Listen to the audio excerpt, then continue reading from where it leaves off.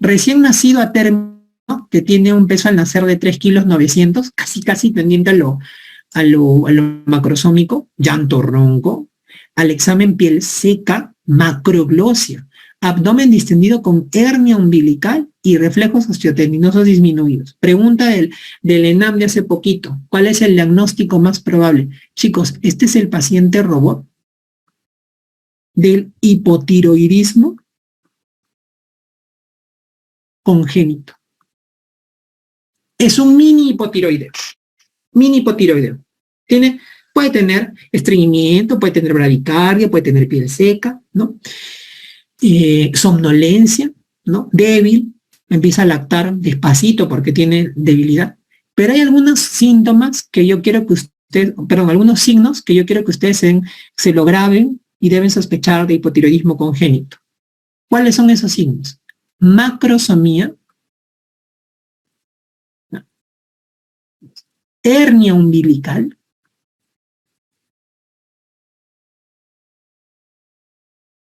macroglosia,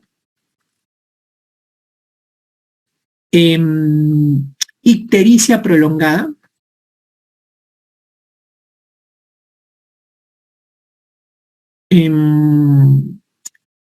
fontanelas amplias, más todos los síntomas de hipotiroidismo que ustedes ya saben, piel seca, bradicardia. Cuando ustedes vean un recién nacido con estas características, voy pensando ya, eso puede ser un hipotiroidismo congénito. Entonces, aquí el diagnóstico es hipotiroidismo congénito.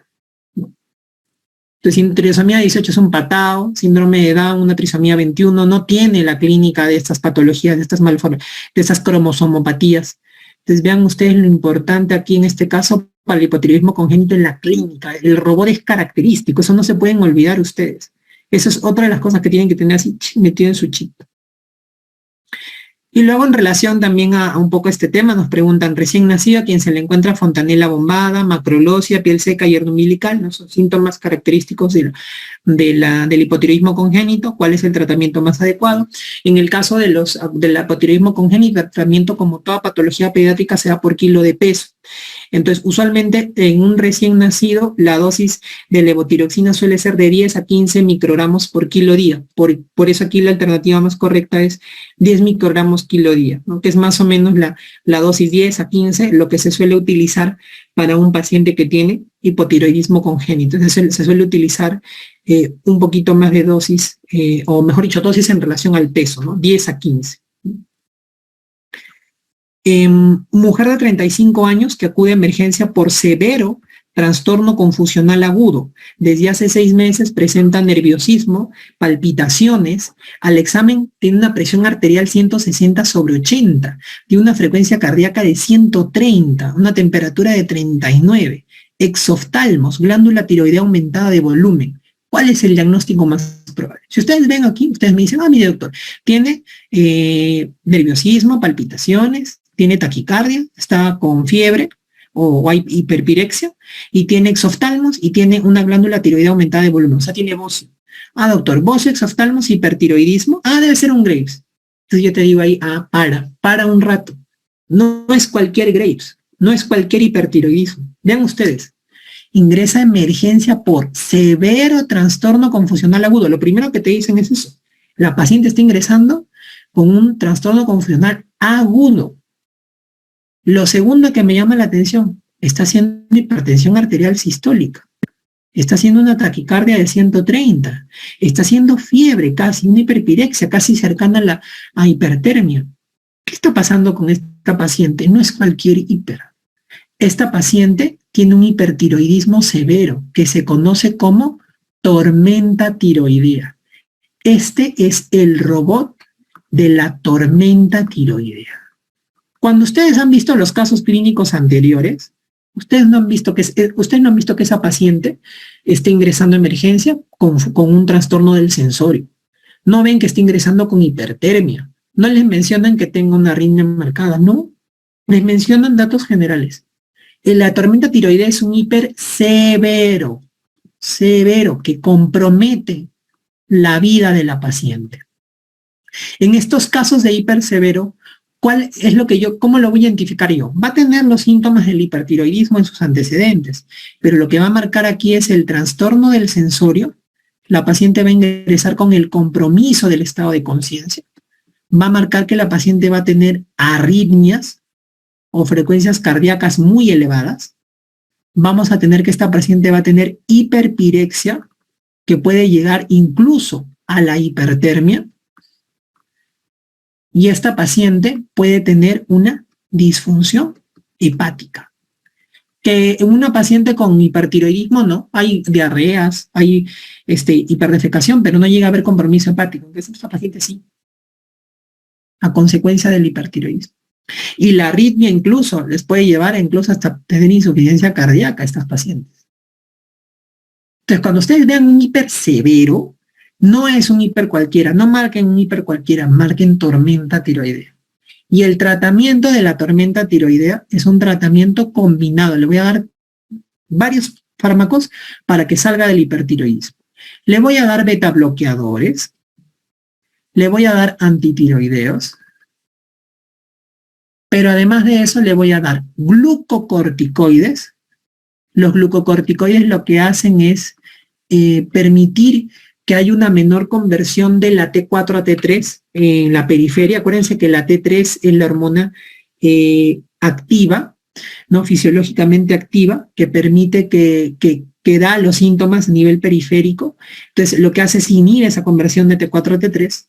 Y también en esos casos puedo dar una solución saturada de yodo. Que la solución saturada de yodo no es yodo radioactivo, sino es solución saturada de yodo. Es una sustancia concentrada de yodo, que el yodo también hace lo mismo. Inhibe la conversión periférica de T4 a T3 e inhibe también que la glándula tiroidea fabrique mucha hormona tiroidea cuando previamente yo he dado antitiroideos. O sea, refuerza el que hay una inhibición en la síntesis de hormonas tiroideas. Entonces hay un tratamiento combinado en esos casos. Vean ustedes el otro caso.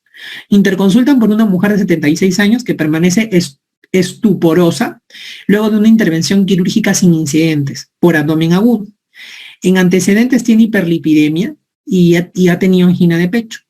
Al examen está en ventilación mecánica por una insuficiencia respiratoria de tipo 3, ¿no? Acuérdense que la insuficiencia respiratoria de tipo 3 tiene hipoxemia e hipercapnia, ¿no? Acuérdense, la tipo 3 tiene hipoxemia, o sea, tiene oxígeno bajo y tiene CO2 alto, ¿no? Tiene una cicatriz en la base del cuello, se la han operado, vengan. Tiene temperatura 32 y tiene un sodio en 127. Este sodio está bajo y la temperatura también está baja, tiene hipotermia. ¿Cuál es la sospecha diagnóstica? Parecido al anterior, ¿no? Pero lo contrario. Este paciente es el robot de un hipotiroidismo severo que se conoce como el coma mixedematoso. Es un hiposevero, compromete la vida del paciente. Puede tener los síntomas, en la historia clínica puede tener los síntomas de un hipotiroidismo, ¿no? Pero lo que marca aquí la atención son ciertas características clínicas. 1, hipotermia. Ya no hay solamente intolerancia al frío, sino hay hipotermia. Lo segundo que puede haber hipercapnia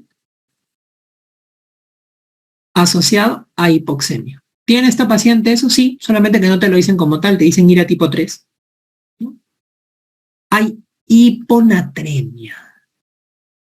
Hay hipoglicemia. Y hay trastorno del sensorio.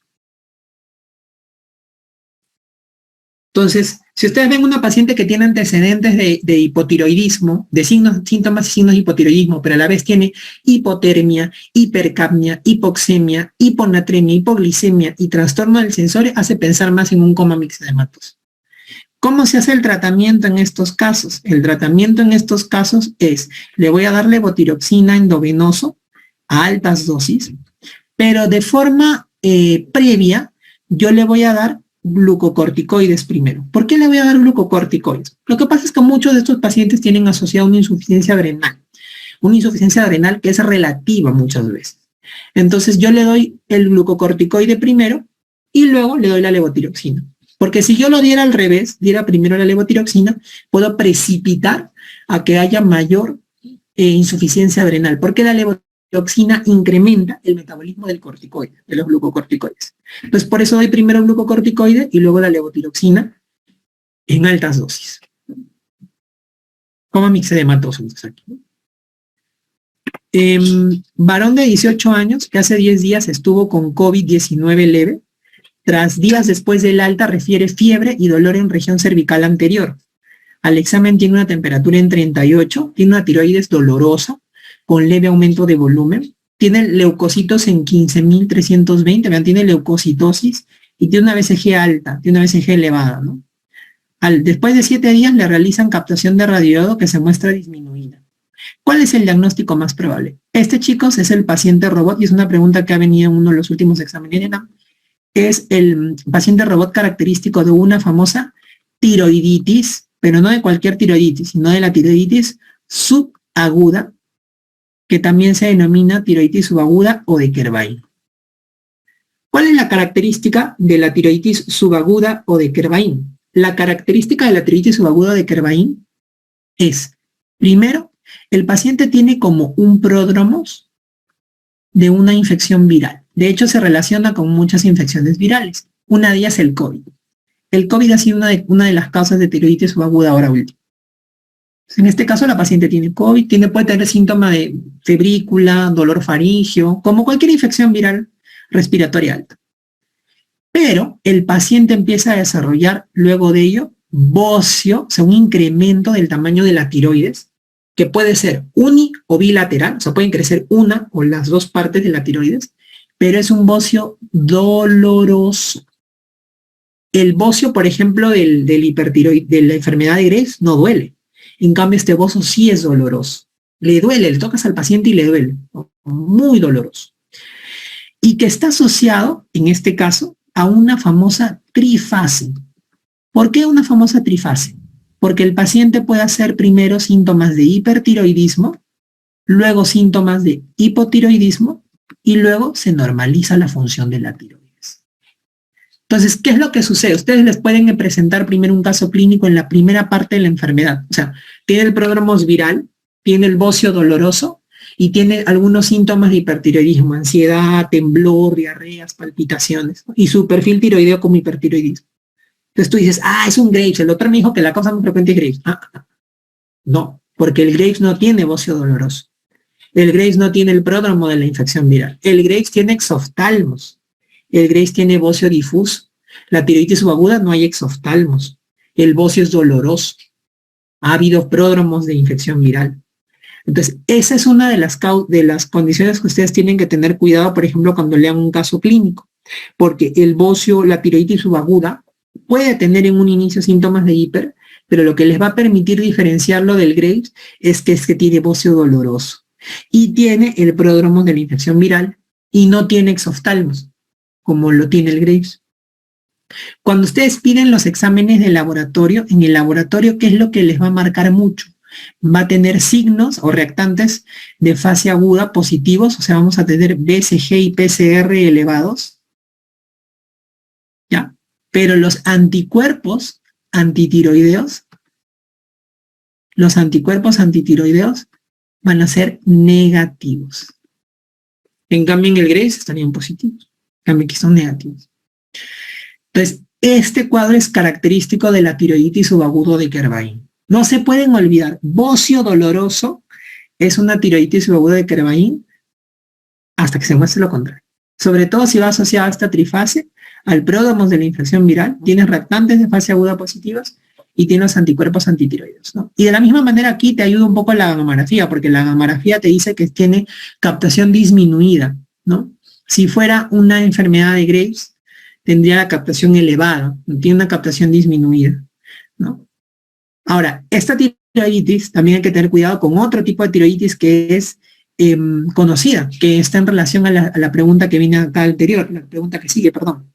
¿Cuál de las siguientes tiroiditis es considerada de evolución crónica y autoinmune? ¿No? ¿Cuál de las siguientes tiroiditis es considerada de evolución crónica y autoinmune? Entonces, esa tiroiditis es la famosa tiroiditis de Hashimoto. ¿Cuáles son las características de la tiroiditis de Hashimoto? ¿O cómo ustedes podrían evidenciar un paciente robot con Hashimoto? Bueno, son bastante claras, ¿no? Primero, es un paciente que tiene un bocio, que suele ser un bocio no doloroso, o en algunos casos avanzados no hay bocio, sino que hay atrofia de la tiroides. O sea, la tiroides está chiquita. Eso va a depender del estadio de la enfermedad. Pero no asocia trifase, sino asocia hipotiroidismo. Habíamos dicho que el Hashimoto es la causa más frecuente de hipotiroidismo. Por eso asocia hipotiroidismo. Y el bocio es no doloroso o hay atrofia tiroidea. Y en el laboratorio, ¿cómo me voy a dar cuenta que es una tiroiditis de Hashimoto? Porque tiene los anticuerpos positivos, sobre todo el marcador principal es los anticuerpos contra la peroxidasa tiroidea, anti-TPO, que van a ser positivos, y vamos a tener los reactantes de fase aguda, BCG y PCR, negativos. Lo contrario a lo que se veía en la tiroiditis subaguda. Entonces vean que aquí el cuadro clínico es diferente, porque aquí no hay dolor, no hay trifase. Aquí hay hipotiroidismo, hay anticuerpos positivos, no hay reactantes de fase aguda, porque no es un proceso subagudo, agudo, es un proceso crónico. Y es de causa autoinmune por la presencia de estos cuerpos que son contra la peroxidasa tiroidea. Vean ustedes este caso que vino también recientemente en un ENAM, mujer de 35 años que presenta hace 3 días dolor cervical, nerviosismo y temblor fino de manos. Hace 10 días, infección de vía respiratoria alta. Al examen, taquicardia, cuello con bocio difuso moderado, dolor a la palpación. Y vean que tiene una TSH que está un poquito baja, está suprimida, ¿no? Si ustedes ven los síntomas, ustedes me dirán, tiene nerviosismo, tiene temblor de manos, tiene taquicardia, doctor, eso es un hipertiroidismo. Debe ser un Graves, ¿no? Tiene un bocio que si bien es difuso es doloroso. El Graves no tiene bocio difuso doloroso. Es una paciente que ha tenido antecedente de una infección viral hace 10 días, ¿no? Entonces, ¿qué me hace sospechar a mí? A mí no hay exoftalmos. Entonces, a mí no me hace sospechar que sea un Graves. A mí me hace sospechar que es la famosa tiroiditis subaguda o tiroiditis de Kerber. Y me dicen, ¿cuál es el manejo, el tratamiento de estos pacientes? En estos pacientes, el tratamiento va a tener 2 partes. El tratamiento para el dolor y para la inflamación va a ser con AINES, antiinflamatorios no esteroideos, y si no mejora con los AINES, glucocorticoides. AINES no mejora, glucocorticoides. Y para el tratamiento de la trifase, porque este paciente va a pasar de hiper a hiponormal, yo solamente voy a dar beta bloqueadores en la fase hiper. No se da antitiroideos, no se da radioyodo, no, se da solo beta bloqueadores. ¿Por qué? Porque este paciente no es que su tiroides esté fabricando mucha hormona tiroidea, sino que por la inflamación está liberando las hormonas. Pero es un proceso que va a pasar, el paciente pasa y luego va a pasar a hipo solito y luego va a normalizarse. En la etapa de hipo generalmente no hacen síntomas, entonces no se le suele dar tampoco levotiroxina, simplemente lo observo porque se va a recuperar. En la fase hiper sí le damos beta bloqueadores porque pueden tener, como tiene esta paciente, nerviosismo, temblor, taquicardia y eso les molesta. Entonces en ese caso sí doy beta bloqueadores. Pero le doy, pasa la fase hiper y le quito el beta bloqueador y ya. El hipo se va a controlar solito, no necesita levotiroxina y luego va a seguir su curso normal. Entonces, aquí el tratamiento de elección sería AINES y propanolol. No le voy a dar propilturacilo, no le voy a dar metimazol, porque no es un Graves, sino simplemente es una tiroiditis subaguda, ¿no? Mujer de 38 años que consulta por masa en región cervical, al examen tiene un bocio difuso o sea, incrementado en 2 veces su tamaño, indoloro, de dolor, consistencia aumentada. Laboratorio, T4 baja con TSH elevada. Si yo me acuerdo a mi perfil, ¿no? TSH alta con T4 baja es sugestivo de ¿qué? Sugestivo de un hipoprimario. Entonces tengo aquí en mis características bocio difuso indoloro más hipotiroidismo. Y encima me dicen que la captación de yodo está suprimida, o sea, esa tiroides no está produciendo hormona tiroidea. ¿Cuál es el diagnóstico más probable? Hipotiroidismo más bocio indoloro. ¿Cuál es la causa más frecuente de hipotiroidismo? La tiroiditis de Hashimoto. No puede ser un Kerebaín porque no hay dolor, no hay trifase. No puede ser un Graves porque tiene hipotiroidismo. El Graves no va con hipotiroidismo, va con hiper. Entonces, la tiroiditis de Hashimoto es la opción más viable porque es la causa más frecuente de hipotiroidismo. Mujer de 50 años que desde hace 6 años presenta aumento progresivo del volumen en cuello indoloro. Hace un año se agrega tos, disfagia y cansancio, y al examen tiene un nódulo tiroideo de 3x3 irregular y duro. Tiene la TSH elevada y tiene una ecografía donde hay un nódulo sólido hipoecogénico con contornos irregulares, con microcalcificaciones centrales y más alto que ancho. ¿Cuál es el diagnóstico más probable de esta paciente? Aquí, chicos, está en relación al estudio de un nódulo tiroideo. El nódulo tiroideo es un tumor que se presenta en la región tiroidea. Cuando ustedes tienen un nódulo tiroideo, lo más importante en el nódulo es saber si ese nódulo tiene riesgo o no de malignidad, ¿no? Porque si ese nódulo tiene o no riesgo de malignidad, pues obviamente hay que operarlo porque se trataría de un cáncer. Entonces, cuando ustedes tienen un paciente con un nódulo tiroideo, ¿no? El abordaje, lo que tienen que pedir frente a un paciente que tiene un nódulo tiroideo, siempre van a ser 2 pruebas, siempre 2. La ecografía asociado a un perfil tiroideo. Y dentro de la ecografía, dentro del perfil tiroideo, sobre todo el examen de la TSH, ¿no? ¿Por qué eco más perfil tiroideo? La ecografía me permite ver las características y el perfil tiroideo me permite ver si está asociado a un hipertiroidismo o normal, o está normal la función de la tiroides. Entonces, en el caso que yo tenga un nódulo tiroideo que se asocia a hipertiroidismo, que el hipertiroidismo, acuérdense que el perfil tiroideo de un hipertiroidismo es TSH baja con T4 y T3 alta. Entonces, solo cuando ustedes tienen un nódulo tiroideo que tiene TSH baja, o sea, se asocia a un hiper, solamente en ese caso se pide gammagrafía. Si no, no se pide gammagrafía tiroidea. La gammagrafía tiroidea solo se va a pedir si el paciente tiene la TSH baja, tiene un hiper asociado, para poder ver si ese nódulo es el que está produciendo mucha hormona tiroidea o es toda la tiroides que está produciendo mucha hormona tiroidea. Solo en ese caso se va a pedir gammagrafía. Ahora, este es el mínimo de los casos. En el caso de la ecografía es lo principal que a mí me va a poder permitir a mí ver si ese nódulo tiene riesgo de malignidad o no. De hecho, en la ecografía hay una escala en la ecografía que se conoce como el TIRADS, ¿no? Así como hay el BIRADS en la mama, entonces hay el TIRADS, que eso lo encuentran ustedes en internet, de acuerdo a las características clínicas que tenga el nódulo. Mientras más características de malignidad tenga, mayor será el TIRADS y mayor tendré necesidad de hacer un estudio de biopsia para poder verificar si ese nódulo es cáncer o no. De hecho, la biopsia por aspiración con aguja fina, la BAF, es el examen que me va a permitir hacer el diagnóstico definitivo del nódulo, ver si ese nódulo es cáncer o no. Pero no todos los nódulos se hacen BAF, solamente ciertos nódulos van a BAF. Entonces, ¿cuáles son las características ecográficas que a mí me tienen que hacer sospechar de malignidad? Yo he puesto ese caso clínico para que ustedes lo sepan. Estas de acá. Nódulo sólido, hipoecogénico, irregular, con microcalcificaciones, más alto que ancho.